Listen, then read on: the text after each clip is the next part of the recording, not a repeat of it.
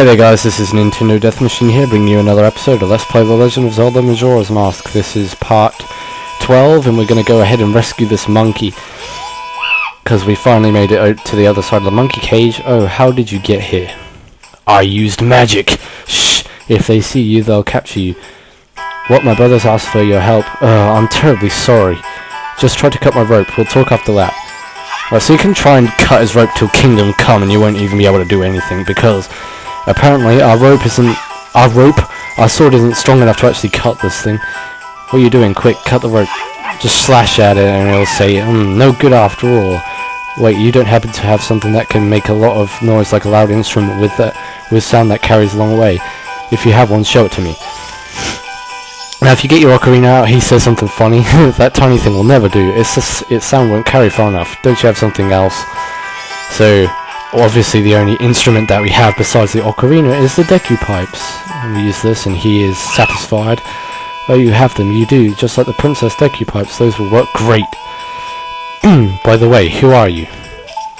I am your father! Bow down to me! Whoa, that's not important now. Just listen to me. I was trying to find out about the poison in the swamp, so I went to Woodfall Temple above the waterfall. But the temple had become a monster's lair, and the princess was captured by the monsters. Since the Deku King thinks I kidnapped the princess, he won't listen to a word I say. Now the princess is in trouble, so I must somehow hurry to the temple and save her. Wow, how courageous of you. Do you understand my plight? Yep. Sure enough do. So then that means you will go in my place and save the princess. Okay, it all depends how dangerous it is. It's not really that bad. Okay, now I'll teach you the melody that opens the temple. The princess taught it to me, so we can't let them hear us, so I'll sing it softly. Open your ears and listen hard. Okay, I'll rip my ears open. Nah, I'll rip my ears open to make the sound go in a lot clearer. Never mind. Okay. Now, ripping your ears open would be extremely painful. I imagine that'd be like some kind of torture method.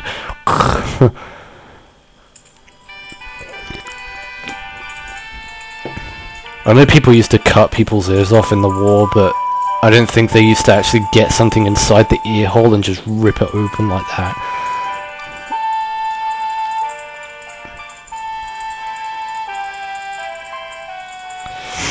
Okay, maybe that was a bit too graphic the way how I described that. You learn the Sun Tower of Awakening. This melody opens those who have fallen into a deep sleep. Everyone, did you hear that? This melody, which only the Deku royal family knows, it proves the foolish monkey deceived the princess so he could enter the temple. Everyone, let the monkey's punishment commence! Oh no, what have we done? We've put the monkey in danger! You better take the shortcut the Deku people used to get to Woodfall Temple. But you must hurry, if you don't I will be punished by the Deku King. The way how I burp is so weird. Sometimes it burps inwards and not outwards.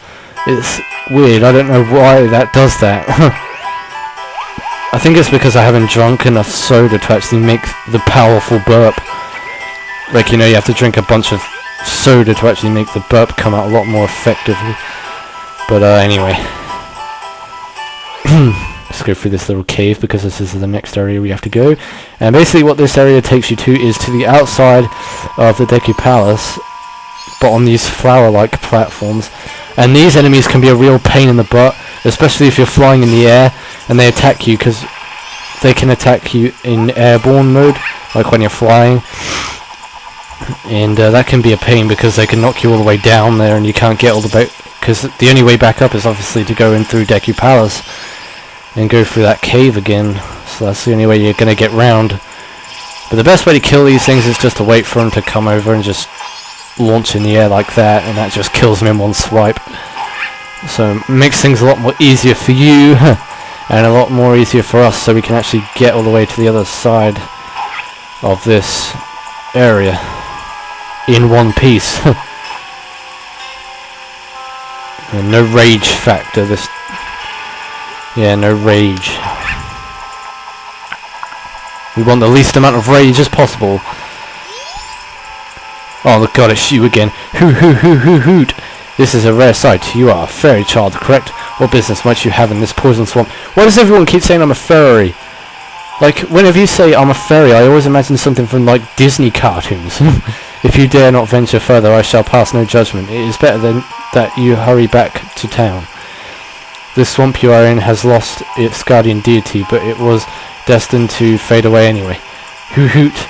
And that destiny is not solely limited to this swamp. If you have the courage and determination to proceed in the face of destiny, then I shall teach you something useful. Before coming here, had you not seen any other stone statues that bear close resemblance to me? I have placed those throughout the land to aid the one with the power to change the destiny of this land, wherever he may appear. If you have left proof of our encounter on any of those stone statues, then the song carved at my feet will certainly be of some assistance. Remember it well and play it wherever the need arises. From the first time you play this song, we shall become eternal friends, transcending time and place. Now, this is a very useful song. I'm not even kidding. This song is probably the most useful song in the whole entire game, and you'll be finding that you will end using this song more than any of the songs that you actually learn in this game. And basically, what this is a teleportation song that lets you teleport to wherever the saved statues are. Notes are carved in the stone. So, not only the statues work as save points, they also work as warp points. So those statues have a lot to be said for, because they do help you a lot in this game. Like getting around a lot more easily instead of having to backtrack, go on an epic backtrack session. Like, say if I had to go from Clock Town to here, I would have had to have walked all the way from Clock Town to here if those stone statues wasn't available. This melody sweeps you up and sends you soaring to a stone bird statue in an instant. So that pretty much saves us from cutting a lot in this LP, to be honest, because of those save points. We don't really need to cut so much because I can just warp, and pretty much the warp points are close enough to most of the areas that are like quest related. So if you need to go to an area where a quest is taking place, there is usually a warp point near that area. So I won't really need to be cutting so much as what I did in Ocarina of Time, because in that game I had to cut a lot because there was no save points for me to there was no warp points for me to actually use to my advantage in that situation. But anyway, let's go to the other side here and open this chest, even though it's completely useless and there's nothing in here apart from red rupees, which is 20. Why am I explaining that? It's like me teaching a class saying, oh yeah, this is 20 rupees. Oh dear. And you've already seen 20 rupees, so I don't know why I'm bothering to even analyze that. Right, so these enemies are a pain in the ass. I'm not even kidding, these things are so annoying. Killing these things can be a real nightmare because they charge at you, and if you don't hit them in time for them to charge, they can knock you off from the edge, resulting in a very painful death, because the water is highly toxic, and we will succumb into the water of death. But sometimes they just knock you back like that. But if you're on an angle, on a perfect angle where they can knock you off the edge, you are screwed.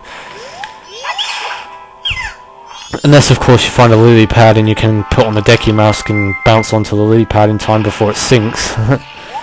Which I have done before. That has saved me many a time. Let's bomb this thing with our Deku Nutsacks. If I can actually aim it right. That's what she said. God, I use those jokes a lot. Seriously. I do.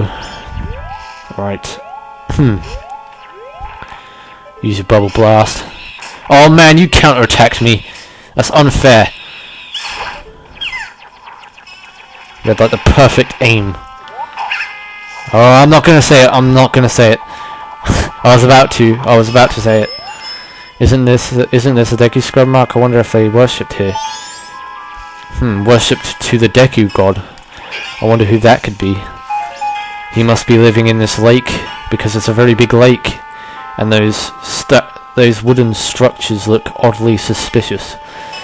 Yes, considering they're placed right in the center of this lake of poisonness. Alright, let's get a fairy. I don't really need to actually put a fairy in a bottle because this dungeon is no big worry. I have plenty of hearts to actually do this.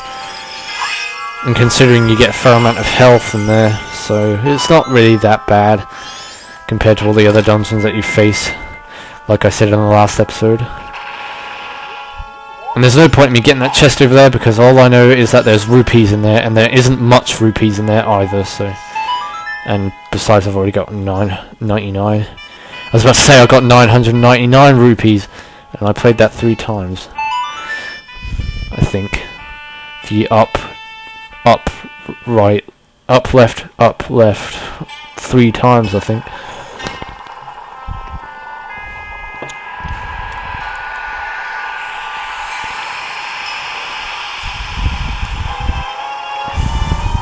What the hell is that? Well, ladies and gentlemen, this is the first dungeon in the Legend of Zelda Majora's Mask. And we are gonna go into this. Oh boy. Oh boy. I'm actually kind of excited for this, because I've been wanting to do a dungeon for a long time, and now this is the first dungeon in the game. We're actually gonna get into some action here. Finally! Yes! Right. I don't think I'm going to be able to do much because I don't even know how much left of recording I have left to do.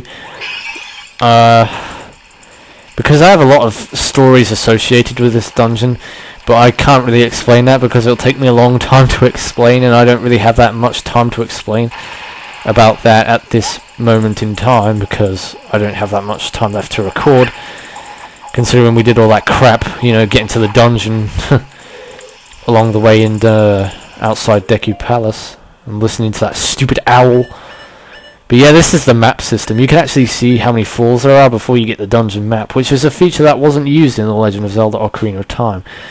Because in order to actually see how many falls were visible, once you in Ocarina of Time was once you got the dungeon map, whereas in this game it's completely different. And as you notice that there are stray fairies in this dungeon, much like the stray fairies that you saw in Clocktown, correct? Well, they work in the same kind of method. Well, they work in the same kind of method. They work in the same kind of way as they did in Clocktown. You have to collect 15 of them though this time, and they're all widely spread out throughout the dungeon. And that's where the Great Fairy Mask comes in. And basically what the Great Fairy's Mask does, and I'm actually going to show you what this thing is capable of doing and why it's so useful in this episode. And basically what it does is attracts the stray fairies, because we have some kind of repellent that, or not repellent, because a repellent is something that repels stuff, because you use repellent in Pokemon. And yeah. Like a perfume, I would say. Yeah, some kind of perfume. The Great Fairy Mask is some kind of perfume that attracts the stray fairies to come towards us. So yeah, we're smelling good with our Great Fairy Mask.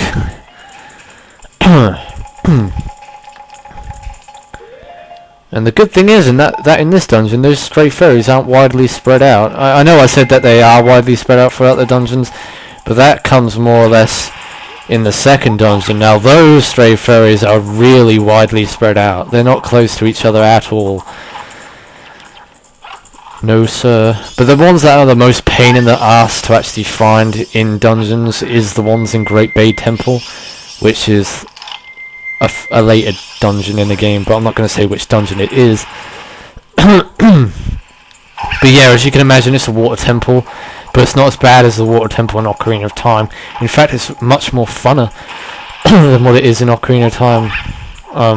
To be honest, it's actually my favourite water temple in the whole Zelda series, besides the water temple in Skyward Sword. Yeah, that dungeon is friggin' amazing. The Ancient Cistern. Damn, oh, no way. Oh, crap, I fell. Yeah. Well, I'm going to get back up on this ladder and I'm going to end the video, because I've shown you the first room of the dungeon, and I don't really have enough time to actually delve into this more deeply. So in the next episode we will be making a proper start on the first dungeon, Woodfall Temple. So Until then, this is NDM saying thanks for watching, and goodbye.